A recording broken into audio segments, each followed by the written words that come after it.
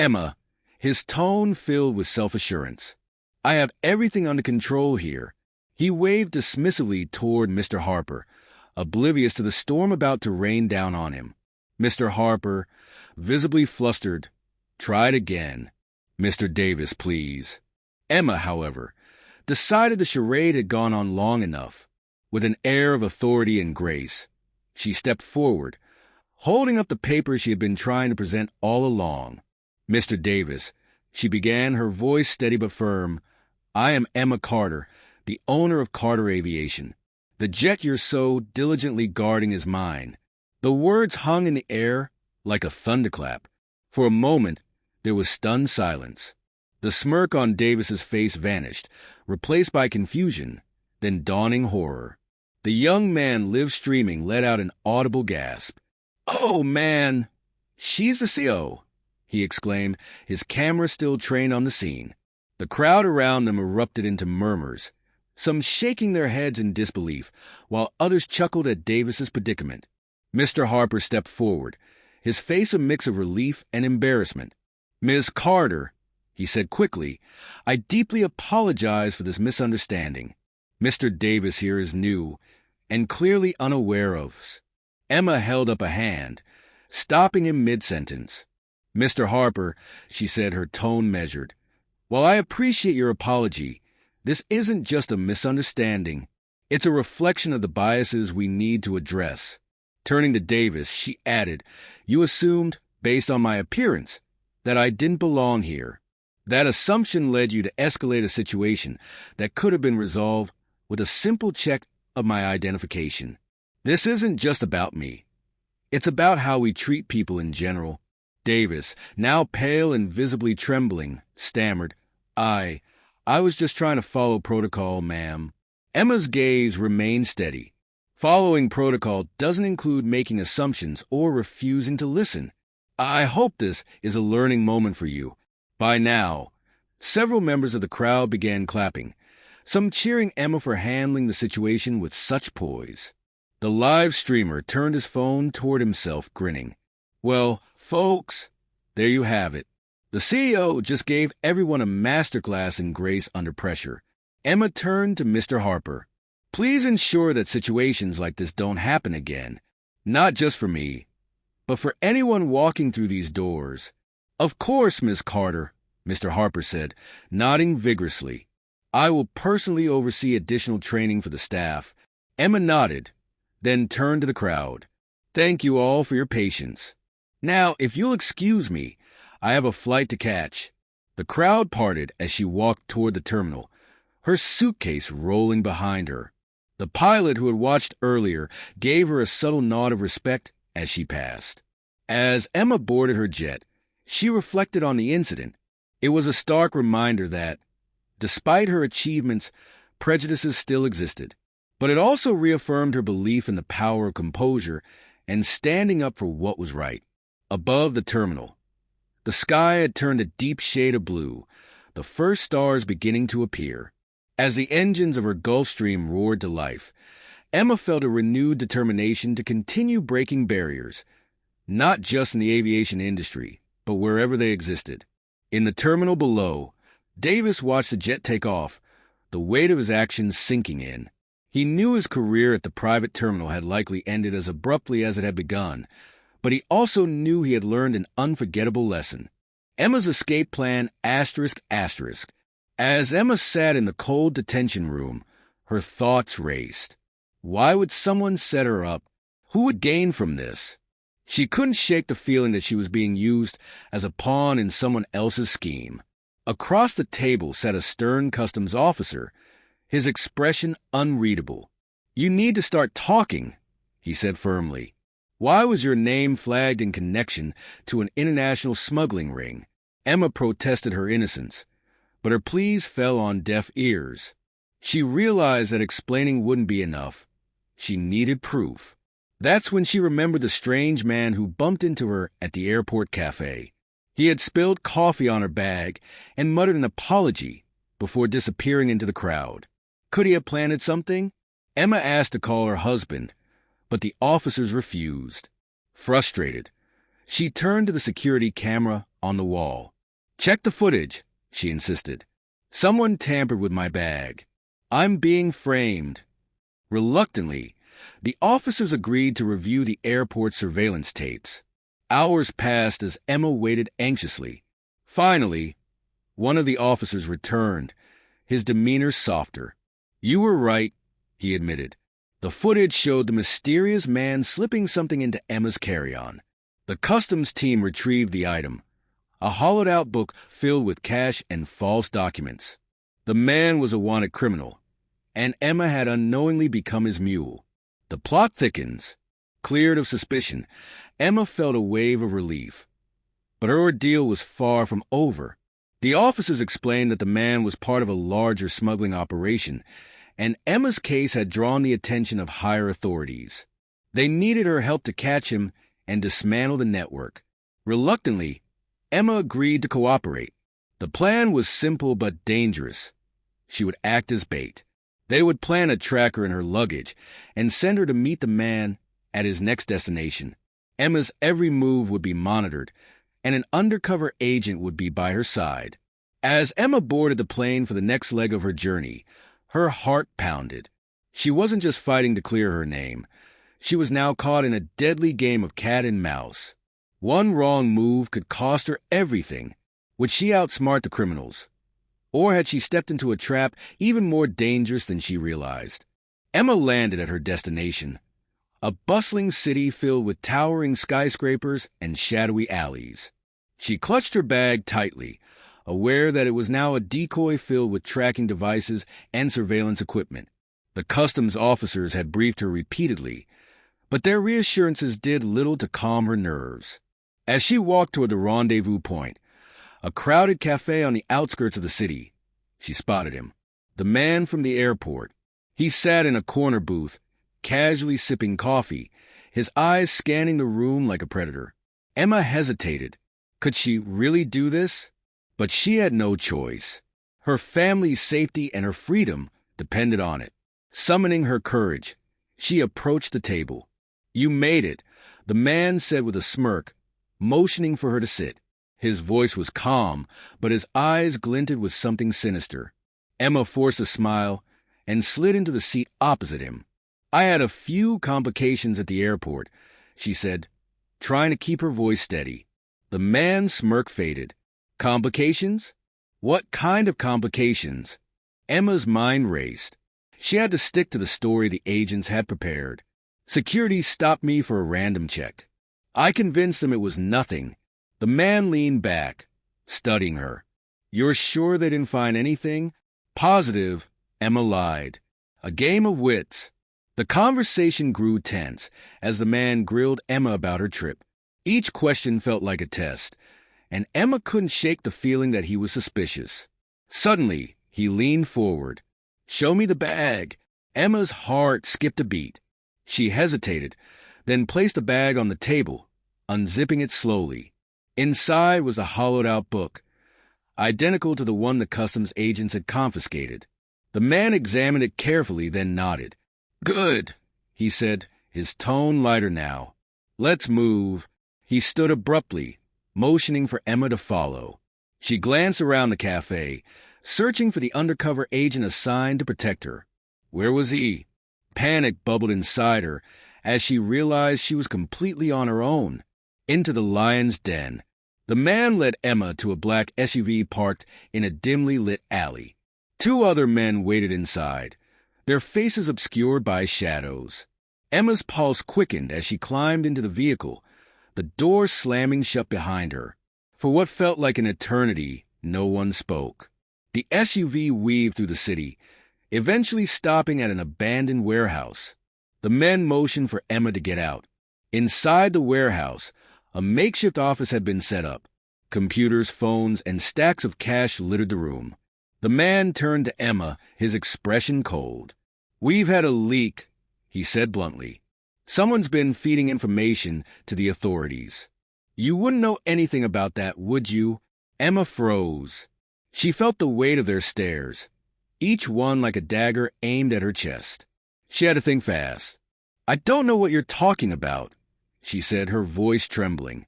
"I just want to finish this job and go home. The man studied her for a long moment, then nodded. We'll see about that. The sting operation. Unbeknownst to Emma, the customs agents had tracked the SUV to the warehouse. A SWAT team was assembling outside, preparing to storm the building. Inside, Emma was growing increasingly desperate. The men were arguing now, their voices rising. Suddenly, the door burst open and chaos erupted. Flashbangs detonated and armed agents swarmed the room. Emma hit the ground, covering her head as shouts and gunfire filled the air.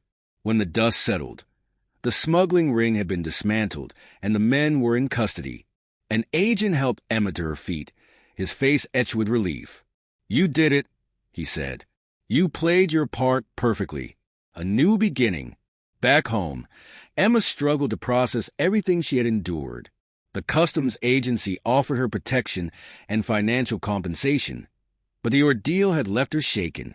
She vowed to never let her guard down again and to cherish every moment with her family.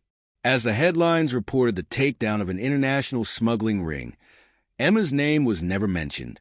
She had been a key player in the operation, but her role remained a secret, a testament to her courage and resilience. Emma knew she had survived the unimaginable, and though her life would never be the same, she was finally free. Weeks after the takedown, Emma began to piece her life back together. The customs agency had relocated her family to a new city under a different name, ensuring their safety. They even offered her a new job, a consultant role in airport security, drawing on her unique experiences. Emma declined. She wanted nothing to do with the world of smuggling or undercover operations ever again, but the past had other plans.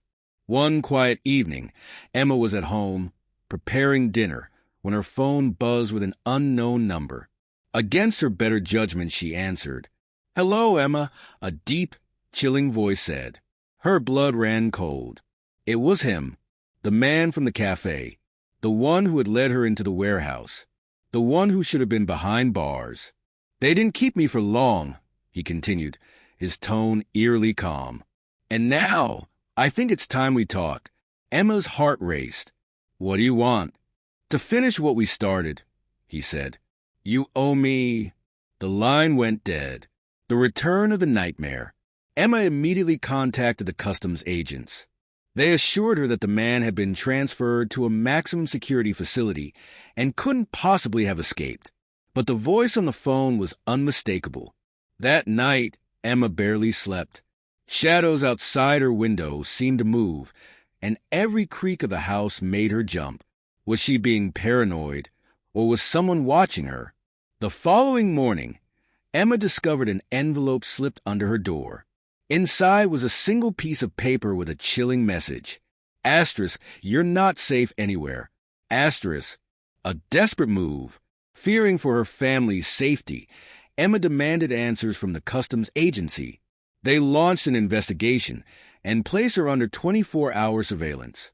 Despite their reassurances, Emma felt vulnerable.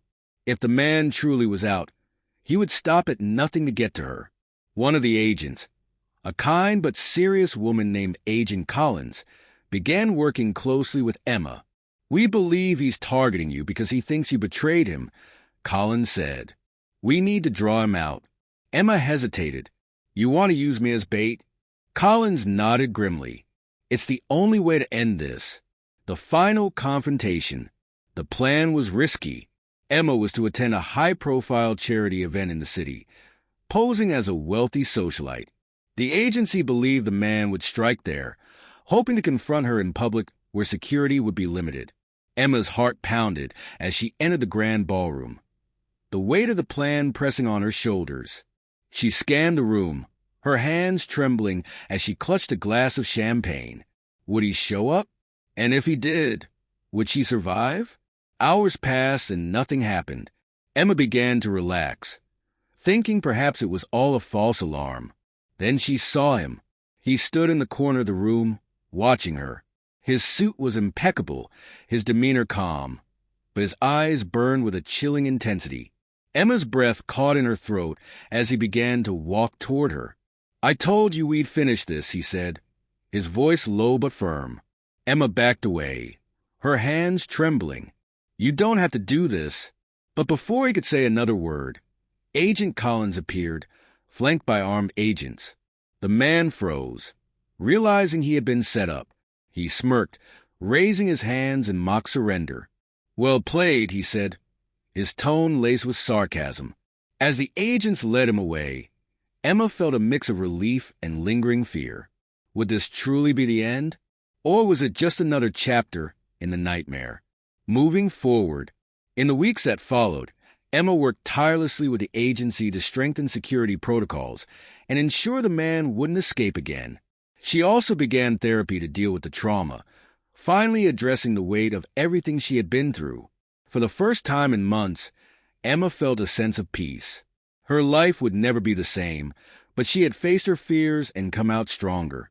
And though the shadows of her past lingered, Emma knew she had the strength to face whatever came next. Months passed, and life seemed to be returning to normal for Emma. She had left her consulting role behind, found a quieter job, and focused on rebuilding her family's life. The events of the past were slowly becoming a distant memory, until one evening when everything changed. Emma sat at the kitchen table, sifting through some paperwork when the phone rang. It was an unfamiliar number again. "Hello." Emma answered, her voice steady, despite the sudden rush of panic in her chest. A familiar voice filled the line, sending a shiver down her spine. "You thought it was over, didn't you?" Emma's heart skipped. "What do you want now?" "You've been too careful, Emma. But you didn't account for the one thing you've never seen coming. You forgot about them." Before Emma could ask who they were, the line went dead. The mysterious organization. This time, Emma wasn't just dealing with a dangerous man. She was facing something much bigger. She immediately contacted Agent Collins, who wasted no time starting an investigation. The team discovered that the man they had captured was not just an isolated criminal. He was part of a far-reaching, well-funded underground syndicate, an organization specializing in illegal arms trafficking, smuggling, and covert operations. The disturbing part? The organization had infiltrated not only airport security networks worldwide, but also law enforcement agencies. The man who had threatened Emma was simply a pawn in their game. And now, with Emma's history of involvement, they had set their sights on her, a new threat in the shadows. As Emma and Agent Collins dug deeper, they uncovered a hidden network of people operating in plain sight. Key figures embedded within airports, government departments, and even corporate sectors. The more they learned, the more they realized that the organization wasn't just targeting Emma. They were testing her, waiting for her to crack. One evening, as Emma prepared dinner with her daughter, she heard a faint sound at the door. It wasn't a knock. It was more like the soft scrape of metal against wood. She froze, her heart pounding in her chest. Her daughter's innocent hum, in the next room, made the silence even more haunting. A knock came again, louder this time. Her instinct screamed to ignore it, to pretend she wasn't home. But when she glanced through the peephole, she saw nothing. The escape plan. Emma knew that the organization was smart. They wouldn't risk coming after her directly if they thought she had anticipated their move. She had to get ahead of them, make sure she wasn't the next target in their twisted game. With the help of Agent Collins and a few trusted allies, Emma created a secret escape plan. They worked in the shadows, carefully planning her relocation to an undisclosed location with new identities and a network of security agents stationed around her. But something was wrong. Every time they thought they had covered all bases, a small detail slipped through. Emma's sense of paranoia grew, especially after she received another threatening message, this time with a photograph of her daughter playing in the park. "They're watching us," Emma whispered to Collins. "They always have been." The final move. Despite the constant tension, Emma knew that the only way to end this was to confront the heart of the organization itself. Agent Collins worked tirelessly to track down their base of operations, a hidden compound buried deep in the mountains. Emma decided she would go, regardless of the danger. She couldn't live in fear any longer. The day before her planned departure, She received another chilling phone call. But this time, the voice was different. "I'm coming for you, Emma. Don't try to run." It was the same deep, menacing voice she had heard before, but this time, there was something even darker about it. "I've been waiting for this moment," he continued. "And when I find you, it will be the last mistake you make." Emma stood still, gripping the phone tightly, ready to end the call. But then she heard something that made her blood run cold. "I know where your daughter is." She slammed the phone down, her heart pounding. Everything she had worked for, her family's safety, was hanging by a thread. The showdown. With Agent Collins and her allies by her side, Emma ventured into the mountains, tracking down the compound. It was a desolate area, the air thick with tension. As they closed in on the location, Emma's worst fears seemed to come true. The compound was heavily guarded, but they managed to infiltrate. They fought their way through, the air thick with the sound of gunshots and shouts. Emma's thoughts were a blur. Her only focus was reaching the inner sanctum of the compound. When they finally reached the main control room, there was no sign of the man she had feared, but there was something worse, evidence of his true intentions. The organization was planning to expand its operations across the globe, using corrupt officials and high-profile figures to further their reach. Emma and her team managed to destroy the compound, but as they made their escape, the voice from the phone once again echoed in Emma's mind. "You think this is over? This is just the beginning." The aftermath. Emma returned home, forever changed by the events. She knew she had only scratched the surface of the organization's dark web, but for now, she could breathe a little easier. They had been dealt a blow, but the war was far from over. As Emma sat in her living room, reflecting on the tumultuous journey, she finally allowed herself to feel a sense of closure. The battle was still ongoing, but she was no longer a victim. She was a fighter, and she would do whatever it took to protect those she loved. The tension had been building for months. Emma had been targeted, hunted by an organization she knew nothing about. Yet now she stood face to face with the heart of their operation. This was the moment, the one she had been preparing for. In the cold mountain compound, Emma, Agent Collins, and their team had pushed through guards and traps, each step a battle. Their mission was clear: destroy the compound and stop the organization from expanding their reach. But Emma knew this was only a small victory. They still didn't know who was behind the curtain, pulling all the strings. When they reached the control room, Emma's pulse quickened. The walls were lined with surveillance screens, showing images from across the world. People they had never seen before, networks they couldn't yet understand. Everything the organization had built was here, just waiting to be dismantled. The confrontation. But before they could finish their mission, the phone call came. "You think this is over?" The voice was cold and calculated. "This is just the beginning. You have no idea who you're really fighting." Emma clenched her fists. She knew they had only exposed a fraction of the truth. Whoever was behind this had the power to reach into every corner of society. The man they had captured was just a pawn, a mere distraction. The final decision. Emma's hand hovered over the detonation button that would take down the compound. But there was a deeper decision weighing on her heart. The lives of everyone she loved, everything she had built, could be in jeopardy. She took a deep breath. The voice on the phone had been right. This wasn't over. But it had to end here. For her daughter, for herself, for the future. With a swift motion, she pressed a button. The escape. The compound erupted into chaos as alarms blared and walls crumbled. Emma and her team raced through the smoke and debris, barely escaping before the entire structure collapsed behind them. As they reached the safety of the forest, Agent Collins turned to her, breathless. "We did it. But this isn't the end, Emma." She looked back at the burning wreckage in the distance. The organization was only a step away from global domination, and the war wasn't won yet. But Emma had made her decision.